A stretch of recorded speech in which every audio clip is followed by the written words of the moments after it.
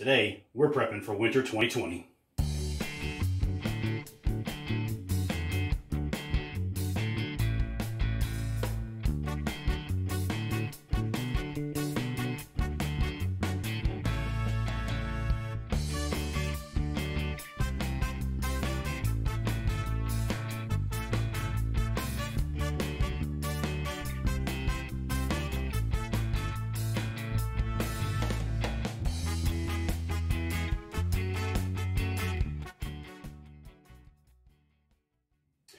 So that's right, guys. On this episode, we're going to go ahead and prep for winter 2020. Because mead takes so long to ferment and to age so that it mellows out, all the flavors mix together and becomes a proper drinking wine. We're going to go ahead and start now. It is Wednesday, January 8th, 2020. We want this to get prepped in the bucket today, so that we can have something to drink by the roughly beginning of winter, late fall of this year. So what we're going to do today, we're going to do a spiced pear mead. Spiced pears is something fairly traditional in the wintertime, fall, winter, and I thought it would be a really good mead. So let's get to it. We're going to go ahead and check out the ingredients now. So the first thing we're going to need, obviously, if we're going to do a pear mead, is some pears. We're also going to do, for that spiced pear, we're going to do 4.2 grams or 1 teaspoon of allspice. We're going to do 2.1 grams or a half teaspoon of nutmeg. We will be adding cinnamon, but the cinnamon is going to come in the secondary. And the reason for that is because cinnamon can become very strong and overpowering, and if we leave it in the carboy in primary for too long, that's really all we're gonna taste. Additionally, we're going to need 1 gallon of water, 5 pounds of honey. That's right, 5 pounds of honey, and of course our yeast. We're again going to be using a Louvier. You know what? It's an 18% yeast. It's a champagne yeast at 18%. So those are the ingredients, guys. We're going, of course, going to drop it all into a bucket. So let's get started. First thing, always, let's go ahead and hydrate our yeast. Preheated water on the stove from our gallon. Let me grab my temperature gun here.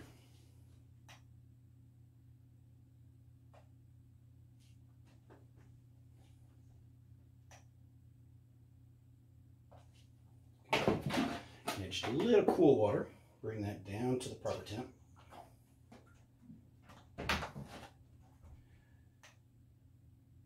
There we go. The yeast like it warm when they're hydrating, but too hot and it's too much. And once again, I'm going to have to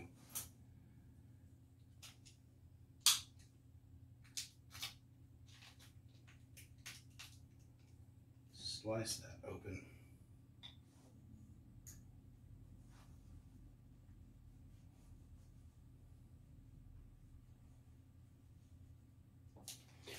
About a half package. We're going to do in 1 gallon.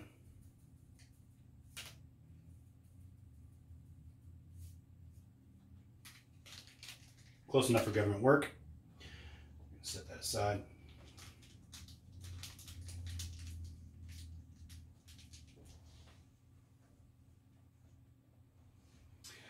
Tonight, where I am also going to be, this is a twofer. I hope to drop the videos about the same time each time, on the same day. I will be doing the a big boy mead, and by that I mean 5 gallons. I'm going to do a Viking's Blood. So we're going to do some cherry mead right after this. So that'll be the very next video. Got that stirred around. We're going to let them sit and chill for a while we take our pears. We're gonna obviously peel the little stickers off. We're gonna dip them in our sanitization water. I ran these under the sink Gave them a quick rinse, gentle rub. Now we're just going to dip them to ensure that any kind of anything that's on the skin is just gone.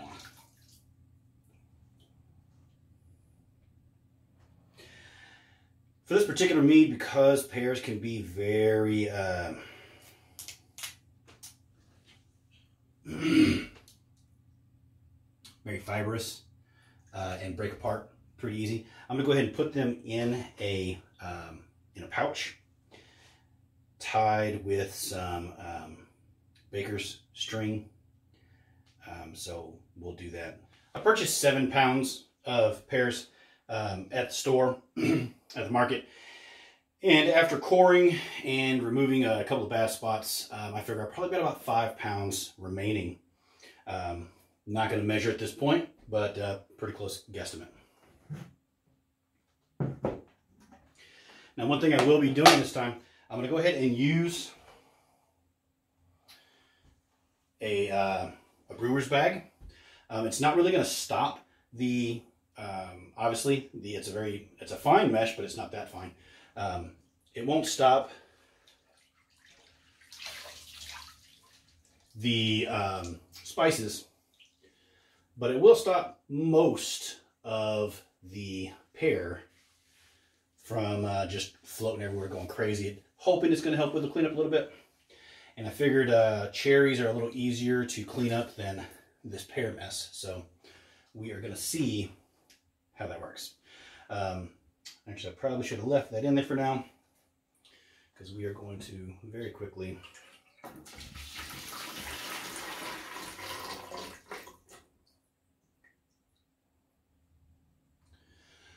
remainder of our hot water. Check our temp.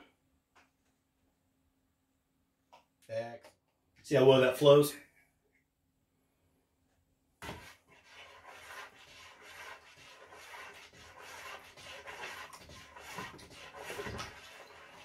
I'm going to use some of the water that I have to clear this jug really well.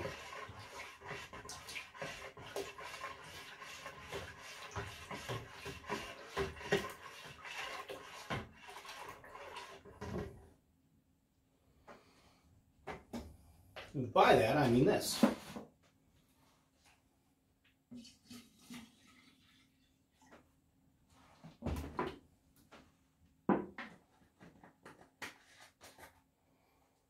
I want a full 5 gallons, or 5 pounds, I should say.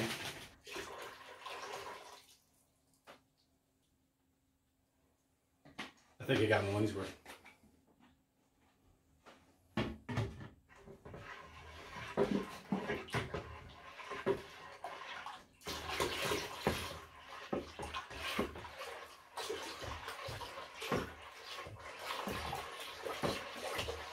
Continue stirring vigorously until all that honey is mixed.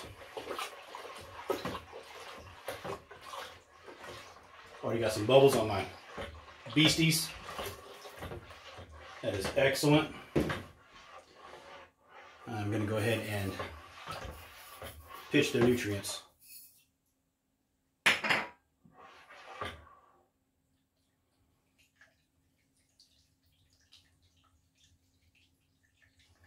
I am using 2.1 grams of nutrients because I will be using a Tansa. Basically just step nutrition. Roughly every third break, you want to be taking gravity readings on a regular basis. Every day, every couple of days. And as that gravity goes down, once you get your initial gravity, you're going to take that initial gravity and you're going to break it down in thirds so that you know when to feed your nutrients to your yeast again. That keeps them healthy, keeps them happy. Because when they're not happy, they tend to produce more fusel alcohols and not break down the sugars as well. And that just does not turn out to be a good mead. So you want to help them along when you can.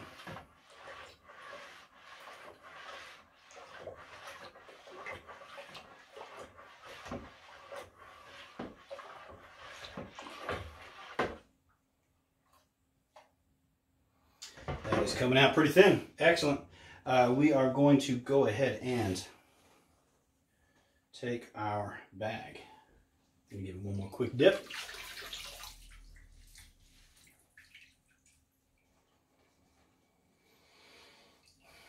It's a very fine mesh, so it's gonna capture a lot of that liquid, even though it doesn't seem like it.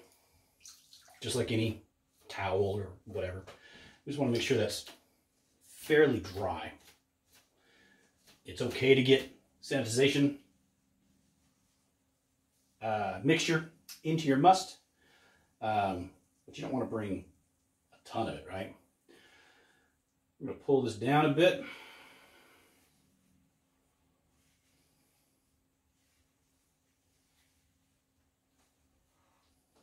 And we're going to get to it. Start stuffing this bag.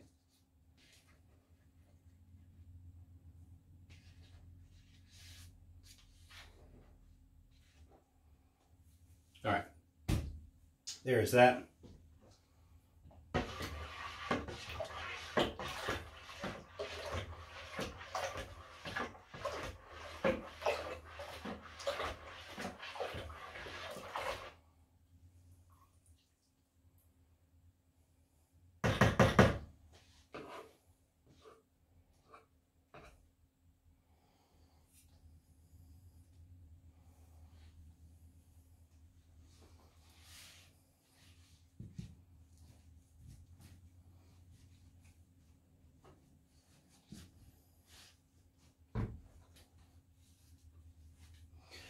Again, I don't want to do much. I just want to kind of mush them a little bit. Get them where they are ready to get opened up. And then we are literally just going to drop that right down into there. I'm going to stir around it. We're going to poke down in it.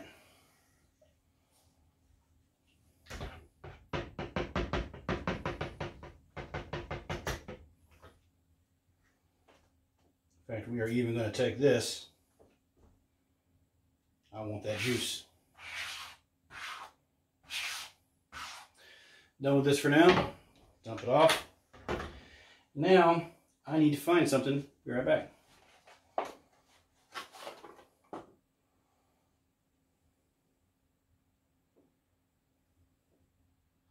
Alright, so I found my twine. We are literally just going to take this. We don't want this getting out too much, so we are going to loosely tie the first one. Not so bad. We are then going to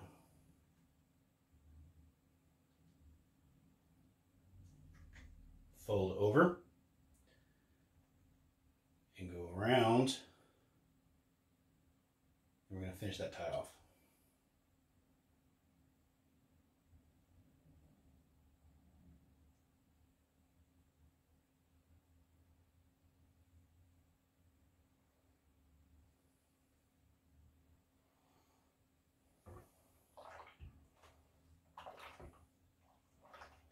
I know I said I was going to put the spices in the bag. It just doesn't seem like it's worth it. They're just going to go through the mesh anyway. And I just don't have that kind of patience to mess with it. I'm in a hurry with this. As I said, I got two beads to do today. And one of them's going to be a 5-gallon. Finish kind of cracking those around a little bit.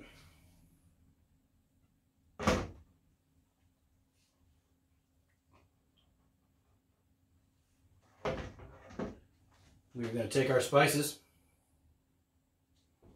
and again, we're only doing the nutmeg and the allspice. We're starting small because with spices, just like with fruit, but with anything that you add, once it's added, you can't take it out. And I've never done this recipe before. I'm not sure how it's gonna perform.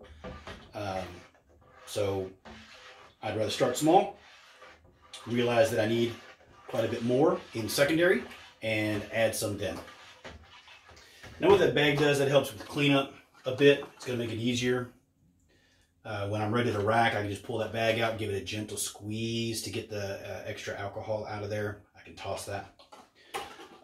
What it's also going to do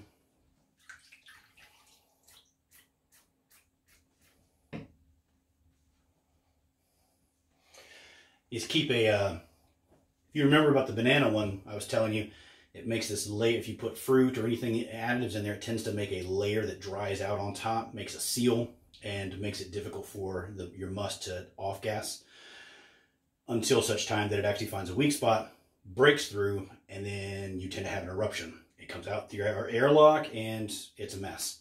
Having this bag prevents that. Now I can come in here and I can literally use a chopstick if I wanted to. I can just come in here and crack it from the side and just push that down a little bit and get it moving, and then take it out and leave it alone. I can bring it, just let it do its thing. We're going to go ahead and get a gravity real quick. We're looking at 1132.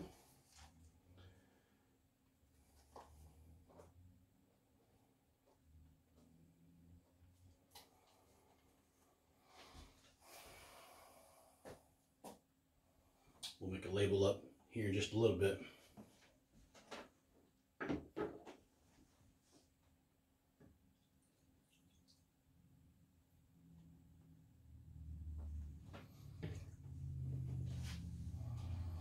And this already smells really wonderful.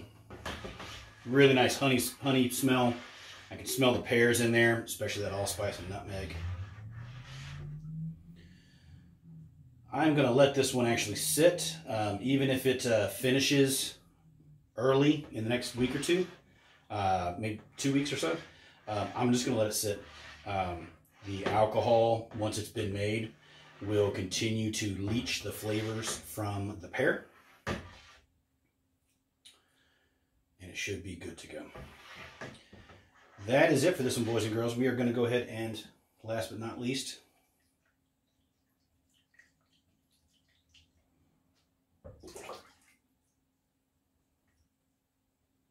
throw the pitch. We're done. One last stir. Dunk in those pears.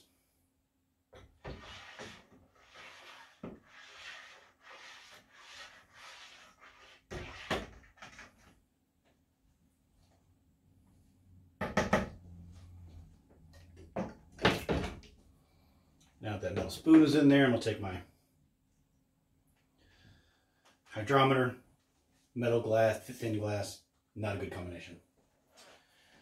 We're going to take our trusty dusty tequila.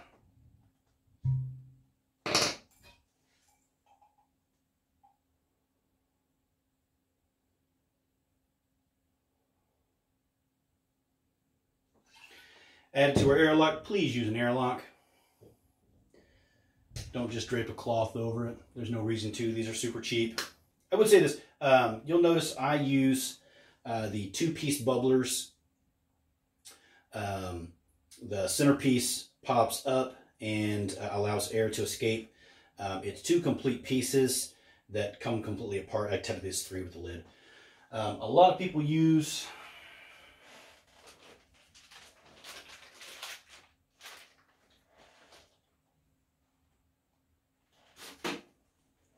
I have one somewhere. I don't use it. That's why I can't find it. But it looks like a little 2-bubble S-shaped. I don't like to use it on a traditional one. If you're just doing traditional mead, honey, water, yeast, and that's it, it should be fine. No problems whatsoever. But anytime you're doing anything with fruit on it that could cause an eruption, an explosion of lots of gas and foam and everything, the first time you have one of those, with one of those S-shaped locks, you'll never use it again because the gunk gets in there and then you can't clean it. There's no way to get anything past that S-shaped curve to clean the chambers out really well. Whereas this, it's a straight pass-through. I take a bottle brush up the tip, it comes out, I can clean out, I can take the the little bubbler part out of there. I can clean that very easily. So yeah, A, use an airlock. B, think about what you're going to be using. Think about what you're going to be making. Because if you're making something, like I said, that's going to be doing a lot of potential craziness, then you're going to want to use something that is going to account for that. Again, keeping the handle away from our airlock.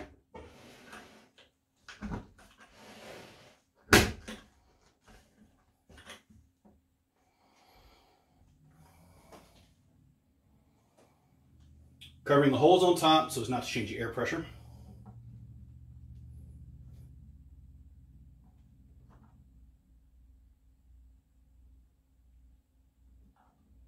There we go. Airlock on. Everything is down tight.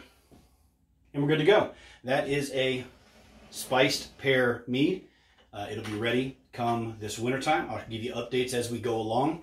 Just to give you an update real quick on the others that we've made so far, you can check out those videos here. The McMead, it is fantastically clear. I may try to get a video of it for you guys, but if I were just with the lights we have here, which aren't that great, I'm literally using shop lights to light my area for me. I don't have any like commercial equipment. Another package of Red Star. And if I take this sucker and put it back behind here, I can absolutely read it, clear as a bell. That's the McMead. It has cleared out. It's been a week. Absolutely beautifully. I mean, this is a solid winner for clarity. I'm loving it. It's fantastic. My banana, if you'll remember, this looked like a really, almost like a neon yellow when I first had it racked. It has now mellowed out, and we have a very nice banana color here in here, and it has cleared out pretty well. I can read that pretty well. I do have some lees down here, some sediment that I'm going to have to go ahead and take care of. But yeah, that's looking really good. Still got a little bit of banana hanging up top. Our capsicum, still a bit cloudy. Not even going to bother with the test. It does have some cloudiness to it. I expect both this one and especially this one, the piment. It's looking good. It's looking fantastic, but both of these have been resting. They will take quite a bit more time to just sit, relax, mellow out, finish letting all the particulates settle out of suspension and down to the bottom. These will definitely have to be racked a second time. I will probably be back sweetening all of these soon so that I can just get it done. But that's it. I'm going to go ahead and put this, make a label for this and put it back here. And on the next video, I will be seeing you guys making a Viking's Blood to cherry mead. Like, subscribe, share the video if you would. And as always, I really appreciate you guys joining me. Always and always, drink like a warrior. Take care, guys.